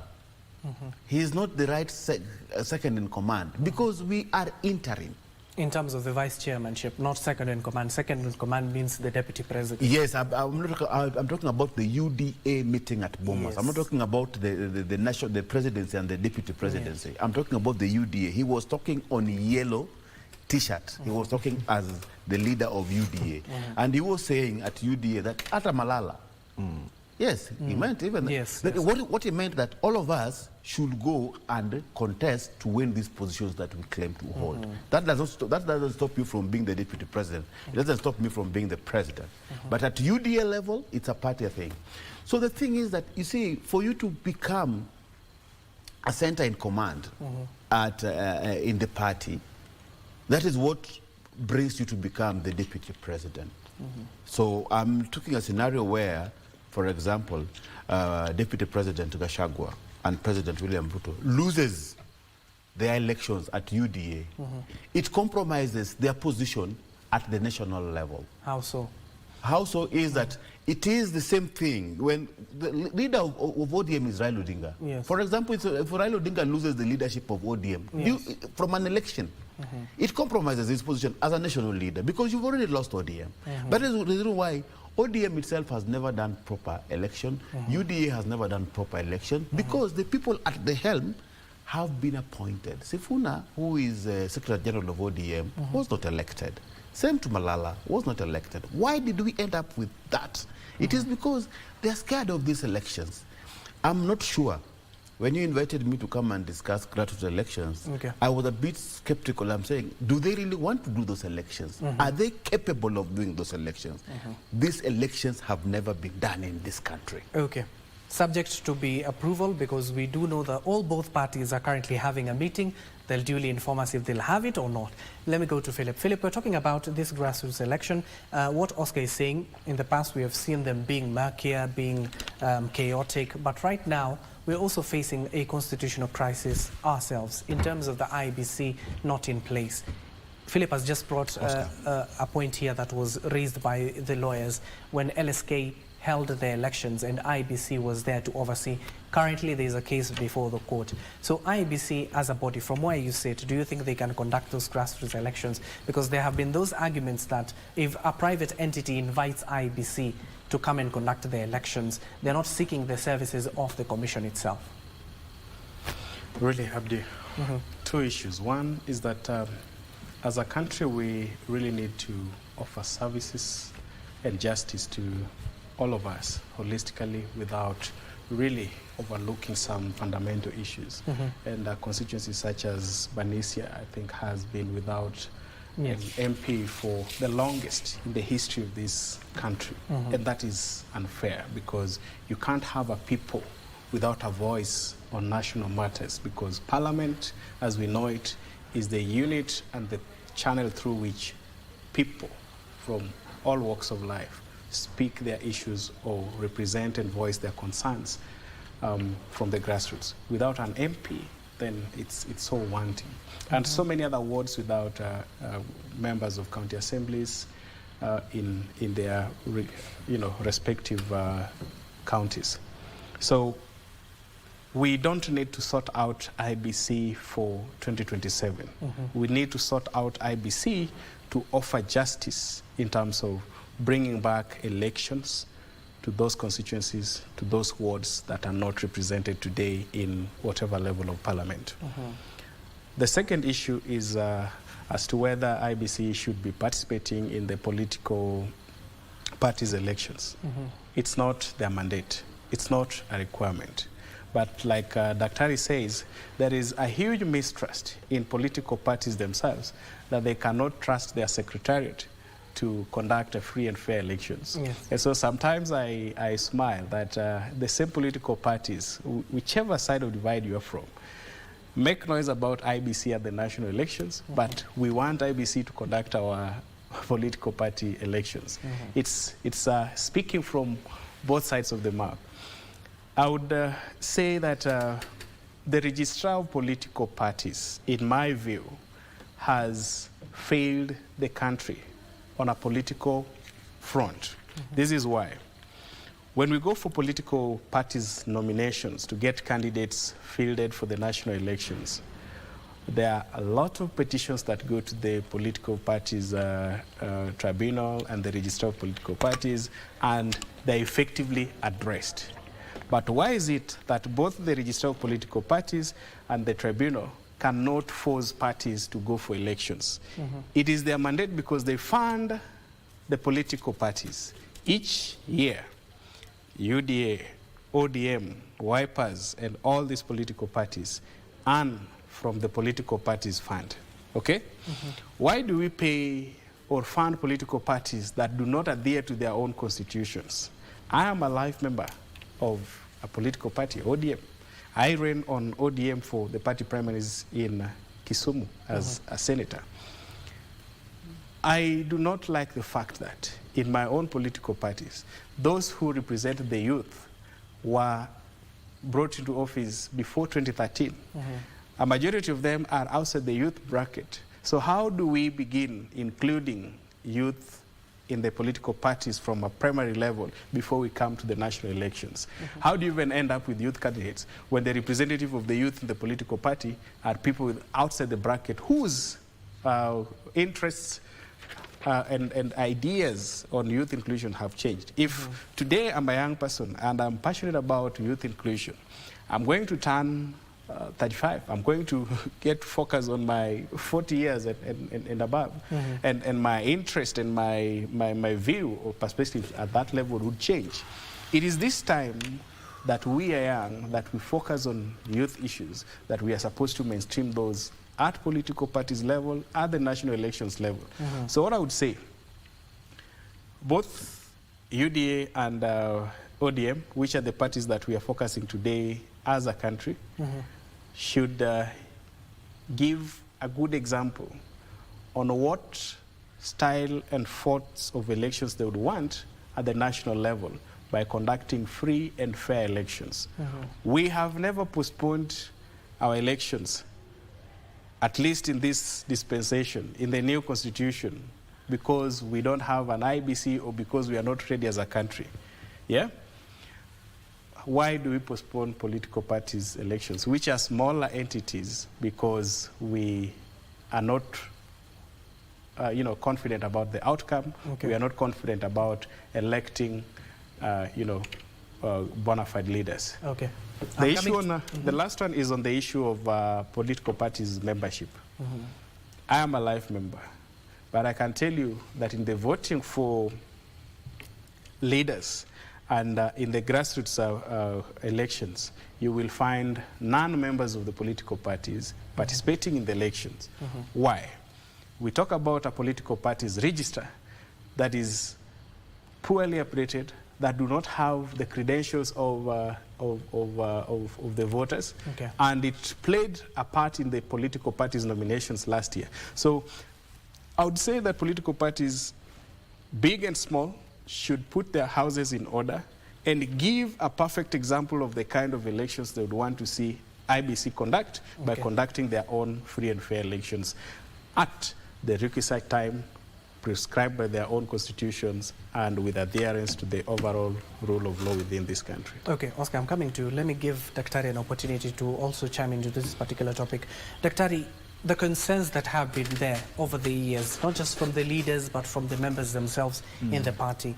So let's say, for example, if they're going to conduct this grassroots election this month, because both parties, they had scheduled for the month of April to conduct these grassroots elections, there are fears that they could be postponed. Is the IBC issue more prominent than the grassroots elections that we're going to have? Should it be not just say an excuse, but a viable option of saying that we need to postpone these grassroots elections because we cannot conduct them? We are requiring IBC to conduct them. I think, like my colleagues have already mentioned, there's no constitutional or legal obligation for IBC to conduct political parties' grassroots elections. But what is very important is that we all know that all political parties do not trust IBC in the general election. So I don't think if they should trust them, in their political party grassroots elections, simply because the reason as why people want to utilize certain services is because they have trust in it. So that has not come out very clearly. For sure, probably the leading, the political parties that have won this, the process of IBC through court process, believe in them that, for example, UDA believes that IBC has a capacity to conduct everything. But I don't think if Azimio will ever trust, among their political parties, will ever trust IBC to conduct a grassroots level for their political party. That is one. Two, the fact that there was no constitutional mandate, then they are not actually subjected to support in that process. And the fact that it's a vehicle that can be used because of the equipments and the specialities that they have in conducting election affairs, then people will want to use that opportunity to get to their election processes and then do what they want. But again, the point is that IBC has another role that is that needs to be fast-tracked, a process of addressing issues of by-elections. And this is the things that I think IBC should concentrate on at this point, and make sure that the government provide the necessary commissioners for them to have their mandate to move on. However, there is a bill in Parliament, we should not forget, the bill that has been submitted by Major Bashir from Mandera North, where he says that in the event that we have crisis on like the current one, where commissioners are not in the offices, the Secretariat should be mandated to conduct by-elections, which is something that is also in the limelight and is in discussion in Parliament, and once they conclude it, that will be another way to move the process of the current crisis of lack of representation from most of the constituencies or wards. Okay, Oscar, I'm coming. You just give me a minute. I need to take our viewers to Mombasa County. We do understand that His Excellency Salim Vuria, who is the Cabinet Secretary for Mining and Blue Economy and Maritime Affairs, is the chief guest during the 5th Technical University of Mombasa Multidisciplinary Conference and Innovation Week that is currently happening at the coastal city. Let's head over there. I do understand that the CS is currently addressing. Let's listen in. That will indicate there's some mineral. So if you want to confirm, you have to engage another process called ground truthing. So now we have our teams out there to do ground truthing, and by June, they will have done 24 counties. And what we have prioritized in this ground truthing are the strategic minerals. You know, there are all kinds of minerals. You have limestone, you have gypsum, which are mostly construction and industrial, but we have prioritized the strategic and critical minerals that are of high value and are top discussions in the world in terms of mitigating matters climate change. So these minerals are coltan, which is a combination of columbite and tantalum. We have prioritized copper, which hosts quite a number of other minerals, lead, zinc. We have prioritized also graphite, lithium in parts of the country, and also chromite, and there are quite a number. There are around 14 of them across the country.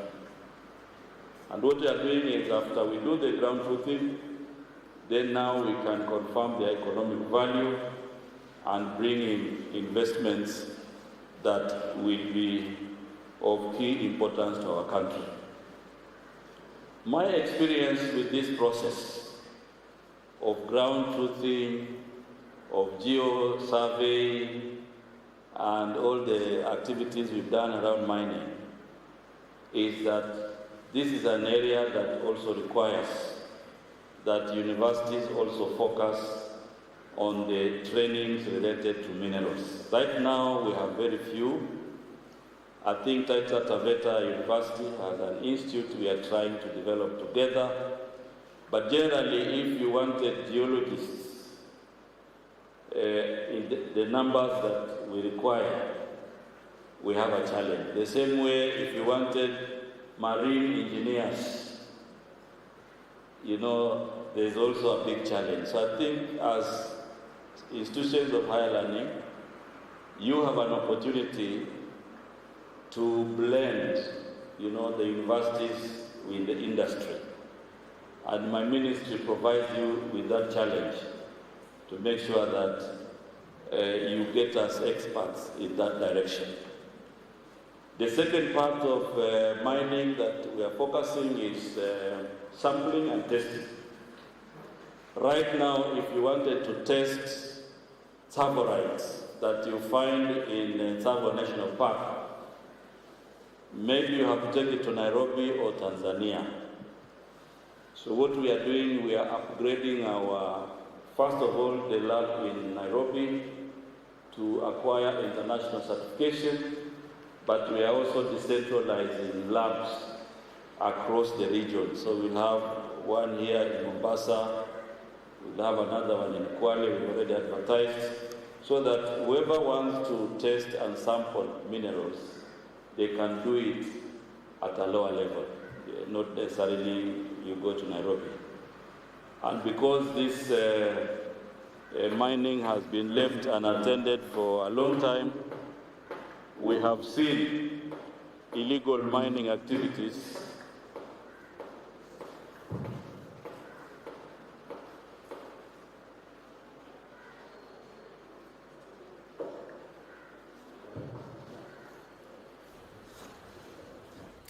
Well, that is the Cabinet Secretary for Mining, Blue Economy and Maritime, that is Honorable Salim Mvurya, addressing the 5th Technical University of Mombasa Multidisciplinary Conference at the coastal city, talking about innovation, especially within the mining sector. I do understand our reporter Junei Karisa is on that particular bit and will duly inform us in our subsequent bulletins. Coming back to the conversation that we're having here in the studio as we enter the final leg of this conversation, I want to go to you, Oscar, now. As you want to rebuttal what Daktari and what Philippa said, talk about what the latest developments that have been happening within the ODM party itself. We saw the ODM chairman, that is John Mbadi, last week just clearly stating that it will be highly unlikely that the political outfit will be holding its election due to the inner wrangles that we have been witnessing. Most of these leaders who are jostling to replace Raila Amolo Odinga, who is touted to be the next AUC chair. One thing, ODM must do their grassroots elections, not because they want, because it is legally binding. According to our constitution, Registered Political Parties Act, all political parties must do their grassroots elections after every 5 years. So ODM has gotten to the level that they have to do it. I think UDA can postpone theirs. Why not ODM? This is the ODM chairman clearly stating I'm that. saying, according to the law, UDA was formed just a few months to the election. Yes. So I don't think if they've reached, I need to check, Yeah. I don't think they've reached the 5-year mandate. Legally, every political party registered in this country must do grassroots elections after every 5 years. Okay. That one is, and ODM, the April deadline, I think it is by law, not by design. But you hear the chairman is stating that yes, they could that they're not postpone it able to because do of- it. Yeah. They're thinking of postponing it. But I told you it has never been done. Secondly, and I think we develop what Philip was talking about. I think we've developed very robust documents. For example, the ODM constitution and what ODM thinks it should be. We developed so complicated and sophisticated constitution for our parties, which are mostly copy-pasted from other political parties like the Democratic Party of Sweden or of the States. Then we put them here to be our constitution, which don't address the realistic positions of those political parties. For example, subjecting these parties to elections. I think it's a good thing, yes, but see, again, parties are a conglomeration of comrades. So comrades know who is better suited for something like this, but that comrade might not be able to face proper elections. For example, for Nyang' Nyong'o to be Secretary General of ODM, I don't think he was elected, but he served there. Now, another thing also, what Dr. was talking about, political parties' trust of the IEBC. I think political parties trust the IEBC, and they believe the IEBC can do the elections. They only might fear the infiltration of probably the state. Okay. And again, Kenyans trust the IEBC to conduct their elections. What Kenyans don't trust, that IEBC can declare, can deliver the presidential election. Remember, there are 6 elections. The MCA's elections he trusted. It is done and dusted. Okay. MPs done and dusted. Okay. Senator done and dusted. Women rep done and dusted. Governorship done and dusted. What the problem the Kenyans have with IBC is the processes at Bomas of Kenya. And I will always tell you. Oscar, we're talking about grassroots. Leave alone the national. I was talking about trust of political parties on IBC. Yes, I think it is trusted and they can do those elections. Okay. Otherwise, when Mbadi says that ODM finds itself at a very crucial stage, because now they have a leader who is exiting, who has held the party, because sometimes people equate ODM to Raila Odinga, because most of our parties are mostly personalized parties. Like without Uhuru Kenyatta at helm of Jubilee, the party is no longer there. Without Moses Wetangula at Ford Kenya, when he becomes the parliament, the speaker, then the problem at Ford Kenya. So that one is a problem that is taking place at ODM, because they're struggling with succession politics within ODM and have to do a grassroots election at the same time. And again, they're not the ruling party, they're not assisted by the state. So there's too many issues, people pulling out. Because even if without those elections, I think what Raila Odinga is trying to address now, that we have to hold the party together because it might disintegrate, because Moses, no, this guy called Oparanya is going his own way, and Joho, and now again, you know, ODM has a very big following in the Luo Nyanza. And now the Luo Nyanza also, people think they should have somebody at the helm of the party. So those things, at the same time, dealing with a grassroots election at this particular time and succession politics can be too much for ODM to handle at that particular time. Probably that was what Mbadi was talking about. Okay, we are running out of time. Let me start with Philip. A minute to you as we conclude. Very well, and I think we are heading the right direction, especially with our elections and our political system, but only if the political parties find it right at their grassroots elections. One fundamental thing that I wanted to mention is that every other time we ask, what is the government doing, especially for us, the young people? And I, without going away with the guilt of Judas in the Easter season, last week, a number of things happened in this country. We had the 71st anniversary of the WRC. Women for the second time competing and finishing under the Talanta Hela initiative. The Ministry of Youth and Sports and Creative Economy launched the first motorsport academy in this country.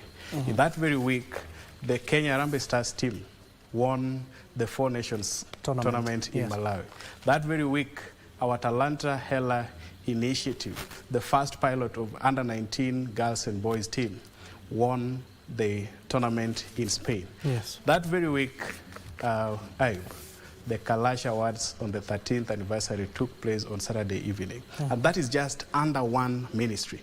And fundamentally, the Deputy President did acknowledge at the launch of the Motorsports Academy at Kasarani that one choice that the President made right at the Cabinet was the appointment of CS Babu Namwamba as the Minister for Youth Affairs, Creative Economy and Sports. And so some good things are happening in the country, and we want to encourage the President to make more choices on younger people, on people like Babu Namwamba, and give them a platform to showcase what young people in this country can do and how we can transform this nation. Thank you. Daktari, finally, a minute, please.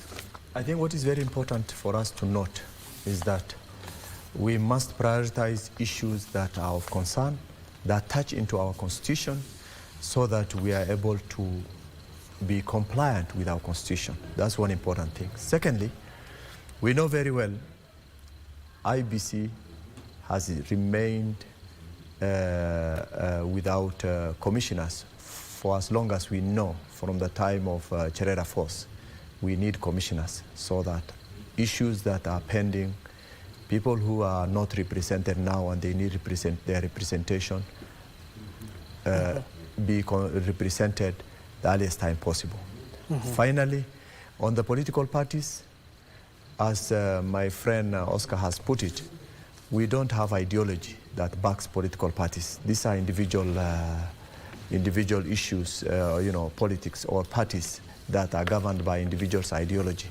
And I think it is time for us to move from individualization of political parties to ideologization of political parties. Okay. That way, we are able to conform and adjust ourselves to specific political parties. As we stand now, nobody can confidently say he belongs to a specific political party because of the following ideologies, 1, 2, 3, 4.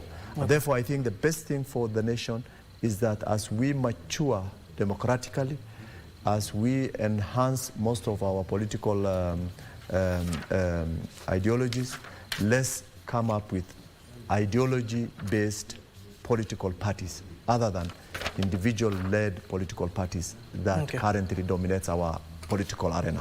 Okay, thank you so much. That is Dr. Isaac Hassan, a governance expert. Next to him is Oscar Omondi, political analyst. And finally, Philip Pande, youth inclusion advisor. And earlier, we had Senator Tabitha Mutinda, the vice chair of the Finance Committee of the Senate. That has been my panel. Gentlemen, thank you for making time for us. Thank you. And of course, hopefully you have enjoyed your Easter holiday. Now you're back. Kazi merudi. And of course, we wish you all the best. And of course, the conversation does not stop here. You can carry out the conversation both on and offline. It is a matter that is progressing and developments we are keenly following upon. We do understand that President William Ruto is currently at the UDA headquarters chairing the National Steering Committee meeting, talks centered on the party elections. A similar event where the ODM Democratic Movement ODM leader Raila Odinga is also expected to chair a similar meeting touching on the uncertainty on the grassroots election slated for this month. We have to see if both of the ruling parties will be agreeing on this particular date with IBC in mind. And that marks the end of our conversation. My name is Abdiaziz Hashim, and of course don't go too far. Kasichana Masha is up next with Kurunzi Mashinani. For now, good morning.